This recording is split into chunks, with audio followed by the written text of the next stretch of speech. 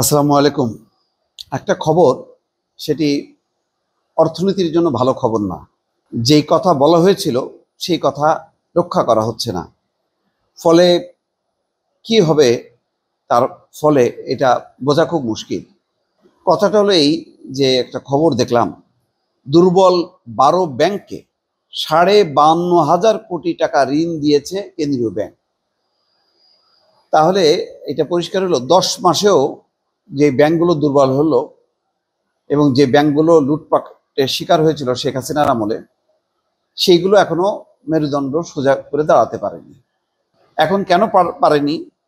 যে ব্যাংকে যারা এখন আছে, লুটপাটের বাইরেও তো লোকজন আছে, তো তাদের সঙ্গে কি কথা বলা হচ্ছে, পরামর্শ নেওয়া হচ্ছে, তারা কি বলে, এটা তো খুব জরুরি। চাপাই দেওয়া কোনো সিদ্ধান্ত দিয়ে ব্যাংক বাঁচানো যাবে না। আমার সঙ্গে একটা ব্যাংকের পরিচালকের কথা হচ্ছিল। তারা বললো যে ভাই, আমরা নিজেরা যথেষ্ট, এই ব্যাংক যা হয়েছে সর্বনাশ তো হয়েছেই, সেটার মানে পরও আমরা কনফিডেন্ট যে আমরা আমাদের ব্যাংকটাকে বাঁচাতে পারবো।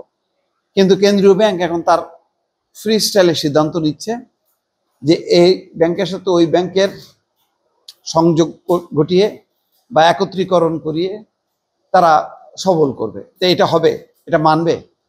এক্সিম ব্যাংক কি ন্যাশনাল ব্যাংক, ন্যাশনাল ব্যাংকের কর্মকর্তারা কি এক্সিম ব্যাংক, এগুলি হবে মিলমিশ? এইভাবে বাঁচানো যায়? বাঁচানো যায় না। তো ফলে এখন দেখা যাচ্ছে যেটা 52,000 কোটি টাকা ছাপায় দিছে 12টা ব্যাংকে এই পর্যন্ত, কিন্তু তারপরেও কিন্তু এগুলি কিন্তু সবল হচ্ছে না।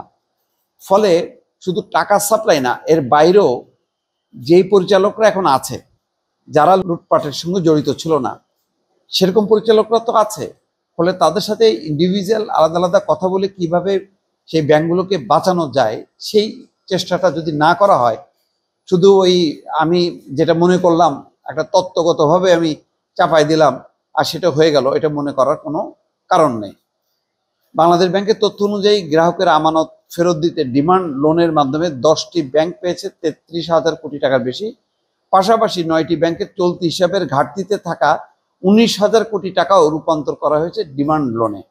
সবচেয়ে বেশি লোন নিয়েছে ফার্স্ট সিকিউরিটি ইসলামী ব্যাংক, যার পরিমাণ 14,200 কোটি টাকা। এরপরে আছে social Islami bank, national bank, Exim bank এবং গ্লোবাল ইসলামী ব্যাংক। এই ব্যাংক এছাড়া তালিকায় আছে Islami bank, AB bank, BCBL, ICB, basic এবং পদ্মা ব্যাংক। তবে ব্যাংক নির্বাহীরা বলছেন এই সহায়তা সাময়িক অস্থিরতা কাটলেও পুরোপুরি সমাধান হয়নি।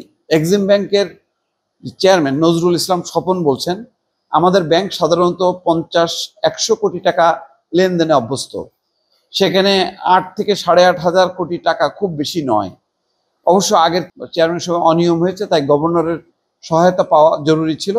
ভবিষ্যতে আমরা আর এভাবে টাকা নিতে চাই না।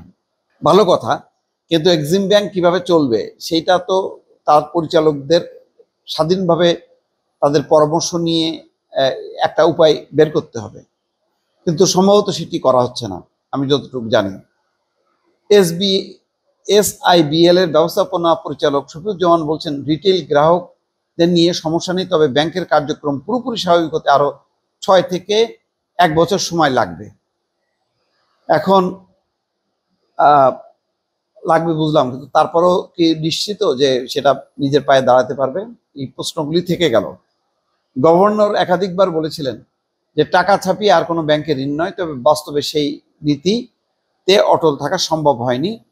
এখন প্রশ্ন উঠছে যে বাংলাদেশ ব্যাংক যুক্তি অবস্থার বিবেচনা এই সহায়তা অব্যাহত রাখা হয়েছে। যাই হোক, এখন মোট কথা ব্যাংকগুলিকে বাঁচাতে গেলে এক্সিম ব্যাংক হোক, ন্যাশনাল ব্যাংক হোক, সেই ব্যাংকের পরিচালকদেরকে নিয়ে আলাদা আলাদাভাবে বসতে হবে যে তারা মার্জ চায়, একীভূত চায়, নাকি স্বাধীনভাবে বাঁচতে চায়। স্বাধীনভাবে যদি চলতে চায় তাহলে তাদের প্রস্তাবনাটা কি, সেটা বুঝে পদক্ষেপ নেওয়াটা খুব জরুরি। নতুবা টাকা ছাপায় সরবরাহ করলেই সমস্যা কেটে যাবে। এটা অতীতেও যেমন যায়নি, গত 8-10 মাসে তো দেওয়া হয়েছে, হয়নি, ভবিষ্যতেও কিন্তু একই ধারায় চলতে থাকবে। এবং তখন প্রশ্ন আসবে যে এই ধরনের সিদ্ধান্ত কেন নেওয়া হচ্ছে, টাকা ছাপায় এইভাবে সরবরাহ করা। দর্শক ভালো থাকবেন, আল্লাহ হাফেজ।